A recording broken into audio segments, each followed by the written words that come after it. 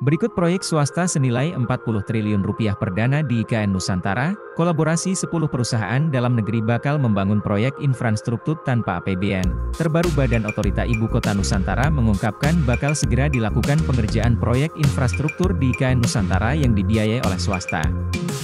Ini menjadi proyek perdana IKN Nusantara yang dibiayai penuh oleh swasta, setelah yang berjalan selama ini hanya proyek yang dibiayai pemerintah, Deputi Pendanaan dan Investasi.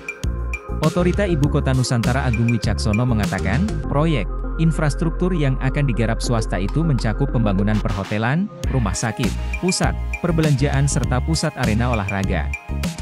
Sekira minggu depan akan dimulai groundbreaking pembangunan IKN dengan investasi swasta, bukan dari APBN yang selama ini sudah berjalan.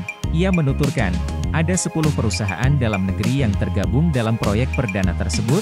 Kendati begitu, Agung enggan menyebutkan secara detail nama-nama investor maupun perusahaan yang terlibat dalam proyek itu. Agung meyakini, dengan masuknya investasi swasta maka semakin membuka peluang untuk investor lain tertarik mendanai proyek di IKN Nusantara. Maka dari itu, pemerintah terus membuka kesempatan bagi swasta untuk terlibat dalam mega proyek tersebut. Ia menambahkan, hingga saat ini sudah ada 284 letter of intent, LOI, dari sekitar 21 negara yang masuk ke otorita IKN dengan menyatakan minatnya berinvestasi. Sebagian besar LOI yang masuk berasal dari investor dalam negeri dan negara tetangga, seperti Malaysia dan Singapura. Kendati begitu, investor dari Cina dan Jepang juga disebut cukup signifikan yang menyatakan minat untuk berinvestasi di IKN Nusantara. Sebagaimana diketahui, sebanyak 80% pembangunan di IKN mengandalkan investasi. Agung mengatakan, investasi yang paling dibutuhkan adalah sektor perumahan. Sementara saat ini sudah ada 10 perusahaan swasta yang siap membangun rumah susun, rusun, ASN dengan total bangunan sebanyak 200 tower. Sebanyak 10 investor tersebut telah memasuki tahap letter to proceed untuk selanjutnya lanjut ke proses feasibility study, FS.